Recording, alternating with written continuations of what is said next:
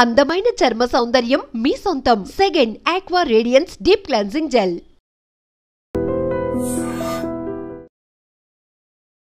గురుగారు నమస్కారం అండి. సూర్యోస్మితలి. గురూజీ, మీ దగ్గరకు వచ్చే వాళ్ళలో ఈ కన్సల్టేషన్కి చాలామంది అడుగుతున్న ప్రశ్నే కదా ఇది, జుట్టు రాలిపోతుంది, జుట్టు పెరగట్లేదు, ఎందుకంటారు? జుట్టు అంటే ఇప్పుడు మనిషి యొక్క ఆహార్యంలో అందాన్ని వ్యక్తీకరింపజేసేది జుట్టే, కేశాలు. కేశ సంపద బాగున్న వాళ్ళు ఆత్మస్థైర్యంతో కూడా ఉంటారు.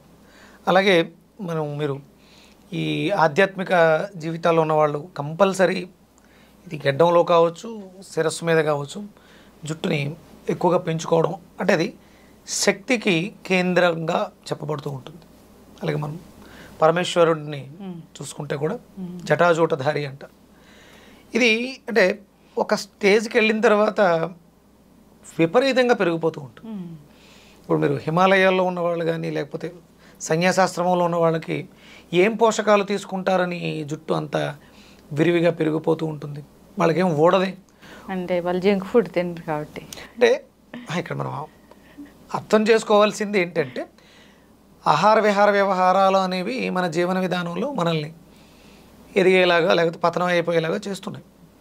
ఇక్కడ ఇప్పుడున్నటువంటి పరిస్థితులలో ప్రతి ఒక్కరికి ప్రధానమైనటువంటి సమస్య ఆర్థిక సమస్య. దీన్ని కూడా పక్కన పెట్టి జుట్టు మీదే కేంద్రీకృతం చేయబడుతూ ఉంటుంది. డబ్బులు సంపాదించడం అనేది ఇంపార్టెంట్, దానికన్నా జుట్టుకు ఎక్కువ ప్రాధాన్యం ఇస్తాం. బయటకు వెళ్ళి డబ్బు సంపాదించాలి, వాళ్ళకున్నటువంటి వెసులుబాటులో బిట్లు తయారు చేయించుకోవడం, విగ్స్ తయారు చేయించుకోవడం, హెయిర్ వీవింగ్. అంటే ఇప్పుడున్నటువంటి పరిస్థితులలో లగ్జరీలో మనం డబ్బులు ఖర్చు పెట్టే దాంట్లో జుట్టుకు ఎక్కువగా ఖర్చు పెట్టడం జరుగుతుంది. స్ట్రైట్నింగ్స్ అని, ఆయిల్స్ అని, రకరకాల థెరపీస్కి, కాస్మెటిక్స్ థెరపీస్లో జుట్టు మీద విపరీతంగా ఎక్కువ ఖర్చు పెడుతున్నారు. అది అంటే ఇక్కడ బోత్ ఆడ మగ ఇద్దరు కూడా. ఇక మన ఫేషియల్స్ ఇలాంటివేమో ఆడవాళ్ళలో ఎక్కువ, కానీ జుట్టు మీద ఇద్దరికి కలిపి అధికంగా ఎక్కువ పెడుతున్నారు. పూర్వం అసలు మనకి ఎన్ని బ్యూటీ పార్లర్స్ కానీ హెయిర్ మీద ఇంత ఇది కానీ పెద్దగా ఉండేది కాదు. అది ఉండేది, దాన్ని సంరక్షించుకోవడం ఎలాగా అంటే తలపాగా చుట్టుకోవటం, క్యాప్ పెట్టడం, ఏదైనా క్లాత్ కట్టుకోవటం, రక్షణ కొంతవరకు, అంటే అధికంగా వేడి తగలకుండా ఉండడం కోసం రక్షించుకునేవారు. అంతకు మించి ఎక్కువగా శ్రద్ధ ఏముండేది కాదు. మీరు చిన్నప్పుడు చూడండి, పిల్లలు జుట్టు గ్రోత్ బాగుంటుంది, వాళ్ళు కంపల్సరీ మంచి కొబ్బరి నూనె ప్రతిరోజు పెట్టడం. ఇప్పుడు ఈ రోజుల్లో అసలు పిల్లలకి కొబ్బరి నూనె పెడుతున్నారు తలకి. ఒక ఏజ్ వచ్చిన తర్వాత, ఇప్పుడు 30-40 వచ్చిన తర్వాత జుట్టు ఊడిపోతుంది, దానికి పరిష్కారం ఏంటి? 30-40 దాకా కూడా అక్కర్లేదు, 16-20కి మొదలైపోతుంది. అంటే మరి చిన్నప్పటి నుంచి దానికి ఇవ్వాల్సినటువంటి పోషకాలు కేవలం లోపలికి ఇవ్వడంతో పాటు పైకి కూడా రక్షణగా ఇవ్వాల్సినవి ఎవరిస్తున్నాం, ఎంతమంది ఇస్తున్నాం? అసలు తలకు నూనె రాసిన వాళ్ళు ఎంతమంది ఉన్నారు? తలకు నూనె రాస్తే జుట్టు ఊడిపోద్ది అని చెప్తూ ఉంటారు జనరల్గా. అంటే జిడ్డు వల్ల జుట్టు రాలిపోతుంది అని చెప్తారు. అసలు మరి తలకి జుట్టుకు నూనె రాయాలి అనే సాంప్రదాయం ఎక్కడ మొదలైందమ్మా? ఎప్పుడు మొదలైంది ఇది? పూర్వకాలంలో ఎప్పుడో ఉంది అది. అంటే ప్రధానంగా కొబ్బరికాయలు వాడకం మొదలుపెట్టారు, ఎక్కడో స్టార్ట్ అయింది. తర్వాత దాని నుంచి నూనె తీయటం అనే ప్రక్రియ మొదలుపెట్టాం అభివృద్ధి పదంలో. దాన్ని ఎన్ని రకాలుగా వాడుకోగలం. కేరళ అంతా కూడా వంటల్లో కూడా కొబ్బరి నూనె వాడుతూ ఉంటారు. అలా మీరు వాళ్ళ జుట్టులు చూస్తే చాలా బారుగా పెరిగి ఉంటాయి, నల్లగా ఉంటాయి. అంటే అక్కడ ప్రధానమైనటువంటి వనరు కొబ్బరే కదా. మరి వాళ్ళకి అసలు జుట్టులు ఉండకూడదు కదా. మరి నూనె రాస్తే జుట్టు ఊడిపోద్ది అనుకుంటే, ఇది కేవలం ఏదో పైకి రాస్తే ఒకటే కాదు, మనం ఇంటర్నల్గా కూడా తీసుకోవాల్సినటువంటి ఆవశ్యకత ఎంత ఉంది దానికి. అంటే జుట్టు పెరుగుదలకి కావాల్సింది బి కాంప్లెక్స్ ఫ్యామిలీ. ఐరన్ బాగుండాలి, రక్తం బాగుండాలి అంట. ఆ రక్తం ప్రొడ్యూస్ అవ్వడానికి కావాల్సినటువంటి కాల్షియం కొబ్బరిలో విరివిగా ఉంటుంది. కొబ్బరిని బాగా విరివిగా తీసుకోవాలి. అలాగే కొబ్బరి నూనెని అప్లై చేయటం అనేది, అంటే మన కార్లు, మనం ఈ వాహనాలు వాడినప్పుడు ఇంజన్కి కూలెంట్గా వాడుతూ ఉంటాం. అలాగే తలలో విపరీతమైనటువంటి వర్క్ జరుగుతుంటుంది. మీరు శారీరకంగా శ్రమ ఎంత చేసినా మానసికంగా మెదడులో జరిగేటువంటి ప్రక్రియ చాలా ఎక్కువగా ఉంటుంది. కాసేపు ఈ శరీరానికన్నా విశ్రాంతి ఉంటుందేమో కానీ మెదడులో మిషనరీకి విశ్రాంతి అనేది ఉండదు.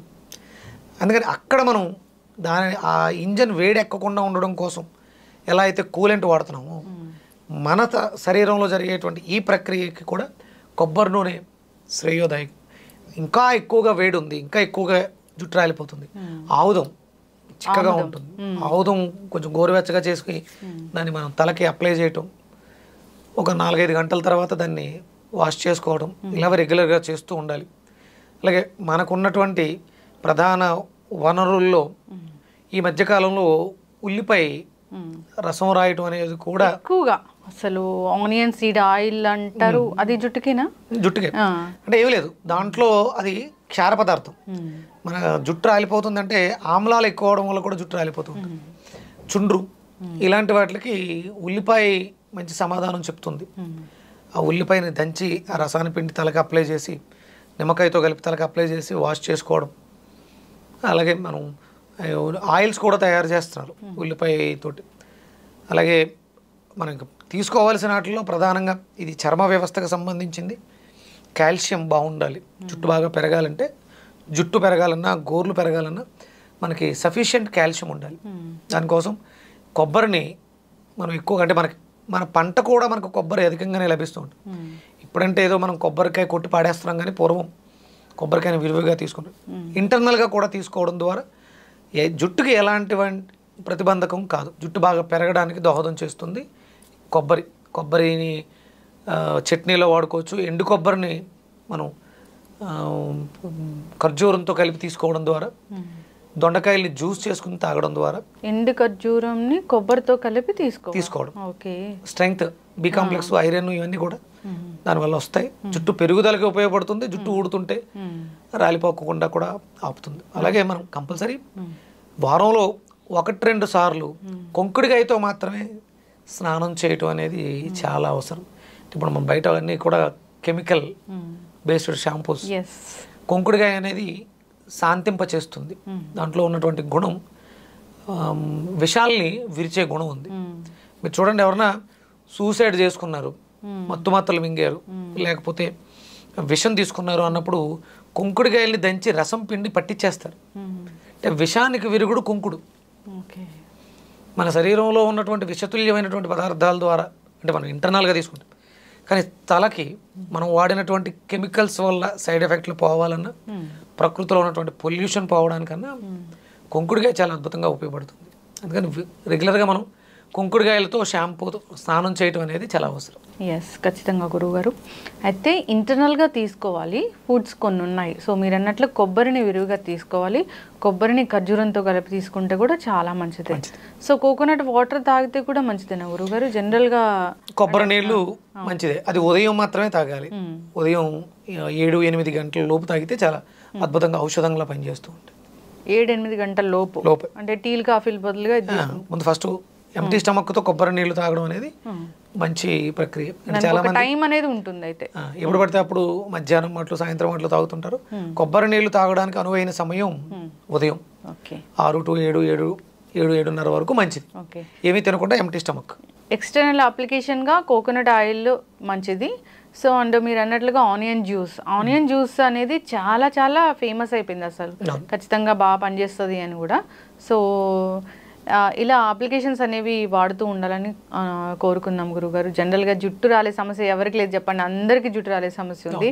దానికోసం ఎన్ని రకాల ట్రీట్మెంట్స్ తీసుకుంటున్నారో చెప్పలేము. రకరకాల ట్రీట్మెంట్స్ అనేవి వస్తూ ఉన్నాయి దీనికోసం. నేను కూడా రీసెంట్గా కొన్ని చూసాను ప్రక్రియలు, బాగున్నాయి. జుట్టు పెరగడానికి కానీ అండ్ ఎక్స్టర్నల్ అప్లికేషన్లో మనం జుట్టుని ఎలా పెంచుకోవచ్చు, అంటే మనకి ఐరన్ మీద ఆధారపడి ఉంది, దాన్ని ఎలా ఇంప్రూవ్ చేసుకోవాలనే దాని మీద రీసెర్చ్ చేస్తూనే ఉన్నాయి ఎప్పటికప్పుడు. కొత్త ప్రక్రియలు, జనాలంటే ఒక్కొక్కళ్ళ శరీరతత్వం ఒక్కొక్కలా ఉంటుంది, దానికి తగ్గట్టుగా పదార్థాలను ప్రిపేర్ చేసుకుని కూడా వాడుకోవచ్చు. ఖచ్చితంగా గురుజీ చాలా చక్కగా చెప్పారండి. జుట్టు రాలే సమస్య అందరినీ ఇబ్బంది పెట్టేదే. సో ఇంటర్నల్గా పోషకాలు తీసుకోవాలి, అంతేకాదు ఎక్స్టర్నల్ అప్లికేషన్ కూడా చాలా ఎలాంటి కెమికల్ బేస్డ్ లేకుండా ఉండాలి. అలా ఉంటే కనుక జుట్టు రాలే సమస్యని అరికట్టవచ్చు. ఈ జుట్టు పెరగడానికి చాలా రకాల ప్రయత్నాలు చేస్తూ ఉంటారు. కొందరిలో మాత్రం అసలు జుట్టు పెరగదు, ఒక లెవెల్ వరకు వచ్చి ఆగిపోతుంటుంది. కొందరు అసలు ఏ పౌష్టికాహారం తీసుకోకపోయినా జుట్టు విపరీతంగా పెరుగుతూ ఉంటుంది. సో ఇది పక్కన పెడితే జుట్టు కొందరిలో కుచ్చులుగా రాలిపోతూ ఉంటుంది. ఎందుకు ఈ సమస్య? అసలు రకరకాల సప్లిమెంట్స్, రకరకాల ఆన్లైన్లో అట్లా ఇట్లా డాక్టర్ల దగ్గరికి వెళ్తూ ఉంటారు, అయినా కానీ ఈ జుట్టు రాలే సమస్య తగ్గదు. కుచ్చులు కుచ్చులుగా జుట్టు రాలిపోవడాన్ని ఎలా అరికట్టవచ్చు, అసలు ఈ సమస్య ఎందుకు? శీతాకాలం మొక్కలు చూస్తారా, అంటే ఎండాకాలానికి ముందు ఇవన్నీ కూడా శుభ్రంగా ఆకులు రాలి చేస్తాయి. అవును, చెట్లన్నీ కూడా విపరీతంగా రాలిపోతుంది.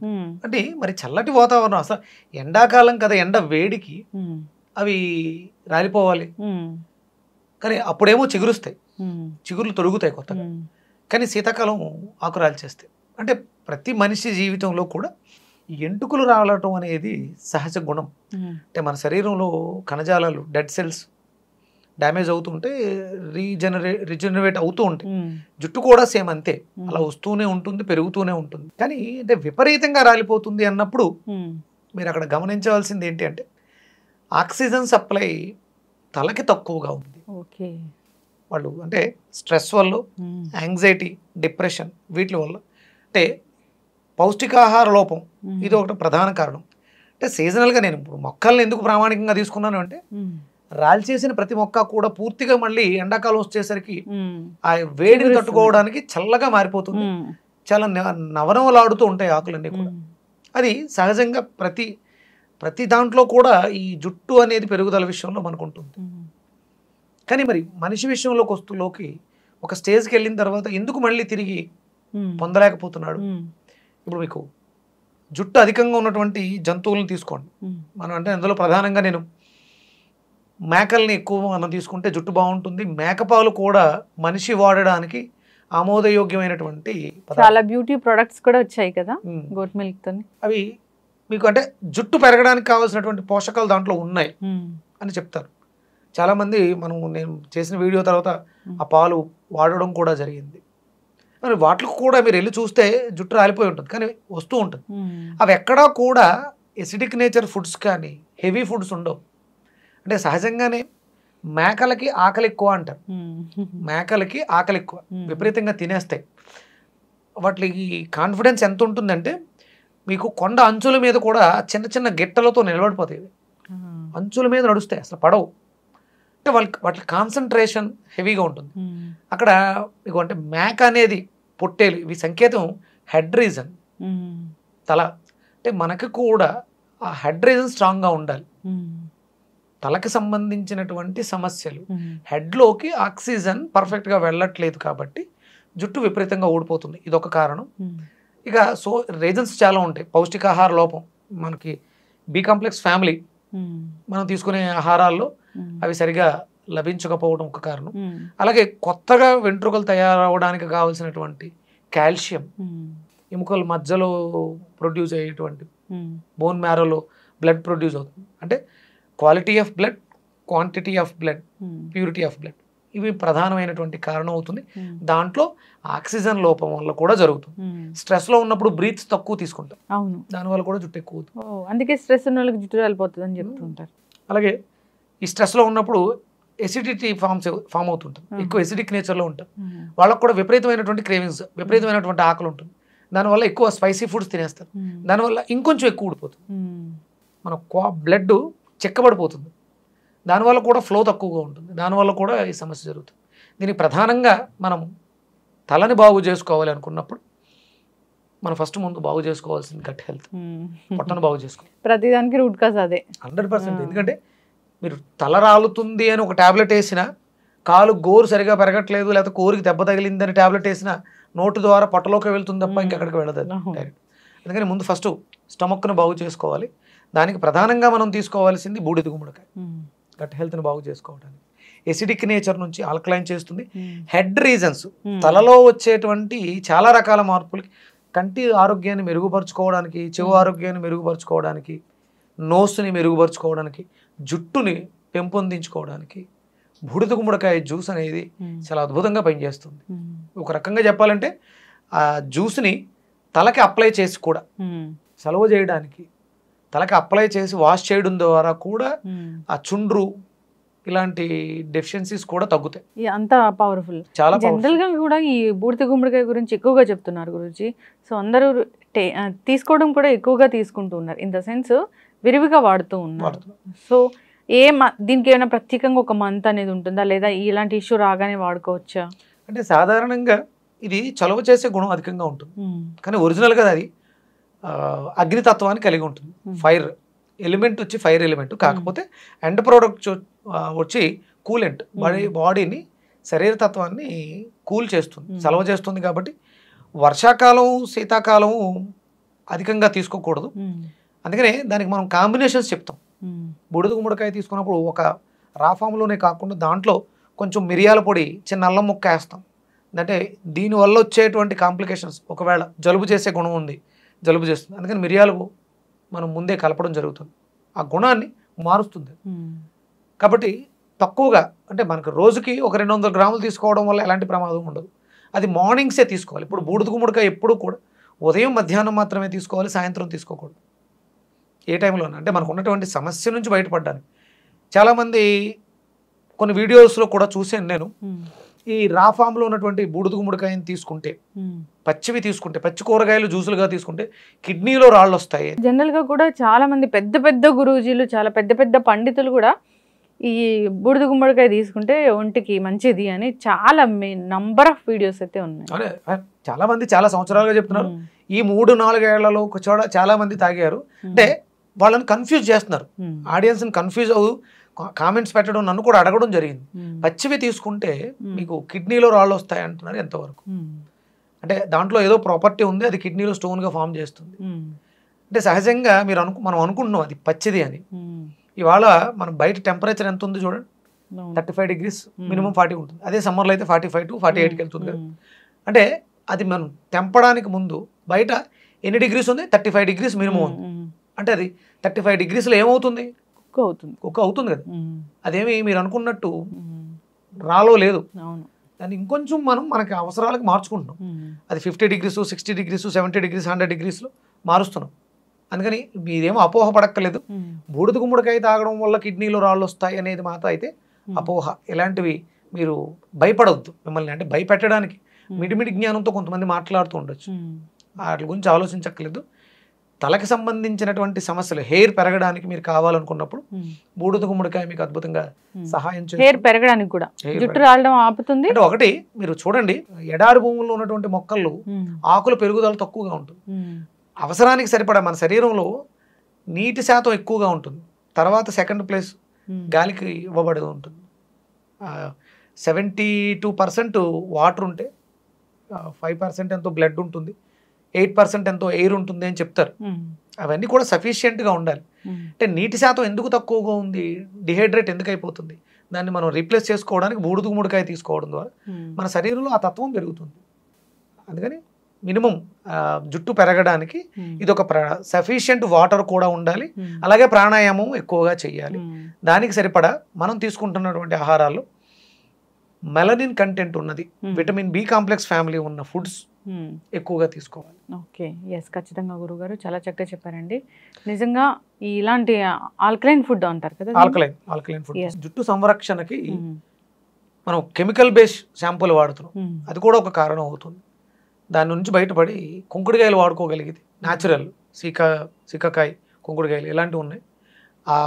అవి వాడుకోవడం, న్యాచురల్ ప్రోడక్ట్స్ వాడుకోవడం ద్వారా మనం బయట కూడా రక్షణ చేసుకోవడానికి అవకాశం ఉంది. చూడండి, వేడి చేస్తున్నప్పుడు మెంతులు పిండి చేసుకుని మెంతాకు, గోరింటాకు పొడి ఇవన్నీ కూడా పేస్ట్లా గడిపి పెడుతూ ఉంటారు సమయం ఉన్నప్పుడు. అది కూడా ఒక రకమైనటువంటి రక్షణను ఇస్తుంది న్యాచురల్గా, జుట్టు పెరగడానికి కానీ జుట్టు ఊడిపోకుండా ఉండడానికి కానీ. ఖచ్చితంగా గురుగారు. సో ఇంటర్నల్ టేకింగ్ కూడా చాలా మంచి ఫుడ్స్ అయితే తీసుకోవాలి. మీరు ఎప్పుడెప్పుడు చెప్తూ ఉంటారు కరివేపాకు ఇలాంటివి కూడా తీసుకుంటే చాలా మంచిది అని. సో అలాంటివన్నీ న్యాచురల్ గా చెప్పిన ఐరన్ ఫ్యామిలీ అంతా కూడా కరివేపాకులు ఎక్కువ ఉంటుంది, కూరాకులు. కరివేపాకులు విరివిగా వాడుకోవాలి. ఎస్, ఖచ్చితంగా గురుగారు. సో అప్లికేషన్స్ కూడా, ఎక్స్టర్నల్ అప్లికేషన్స్ కూడా చాలానే చెప్పారు. సో బూడిద గుమ్మడికాయ జ్యూస్ కూడా చాలా బాగా పనిచేస్తుంది అన్నారు. సో ఎక్స్టర్నల్గా అప్లై చేసుకోవాలని కోరుకున్నాము. చాలా చక్కటి ఇన్ఫర్మేషన్ అండి, ధన్యవాదాలు. And for more videos, please subscribe to iDream. Please subscribe to iDream. Please subscribe iDream. And please subscribe to iDream. For more videos, subscribe to iDream. please like, share and subscribe to the channel. Congratulations, iDream. Subscribe to iDream. Subscribe to iDream. So subscribe to iDream Media. iDream ki iDream team andarki huge congratulations. Please subscribe iDream Media. Please subscribe to iDream. Subscribe iDream. Please subscribe to iDream. iDream అంటే నా కళల channel subscribe చేసుకున్న నోరు తిరుగుతలేదు, మీరైతే గంట గుర్తు కొట్టండి. For more such videos, please subscribe to iDream.